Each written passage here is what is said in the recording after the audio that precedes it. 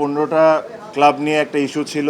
আমি ওই 15টা ক্লাবের একটা ক্লাব আমি ভাইস প্রেসিডেন্ট ওই ক্লাবের। সো আমি ওই দিক থেকে এসেছিলাম। বাট আমি যখন কথা বলেছি আমি ওনাদেরকে স্পষ্টভাবে একটা জিনিস বলেছি যে দেখেন, এখানে 15টা ক্লাবের চেয়ে বড় বিষয় হলো আপনারা যে সিদ্ধান্তটা নিতে যাচ্ছেন, আপনার 300টা ক্রিকেটারের কথা মাথায় রাখতে হবে।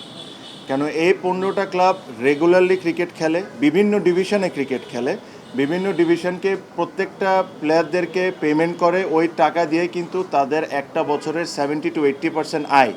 আর তাদের প্লেয়ারদের কথা খালি এখানে আসছে না, প্লেয়ারদের সাথে তাদের পরিবারও জড়িত। তো আপনারা যে সিদ্ধান্ত নেবেন, সিদ্ধান্ত নেওয়ার সময় এই জিনিসটা আপনাদের মনে রাখতে হবে। সেকেন্ডলি, ফর এক্সাম্পল, যে যে নিয়মে এই জিনিসটা করা হচ্ছে, কি কারণে করা হচ্ছে, এটা স্পষ্টভাবে ক্লিয়ার। কেন করা হচ্ছে এটাও স্পষ্টভাবে ক্লিয়ার। এখানে আমাদেরকে এটা রকেট সায়েন্স না বোঝার জন্য যেটা কী কারণে করা হচ্ছে।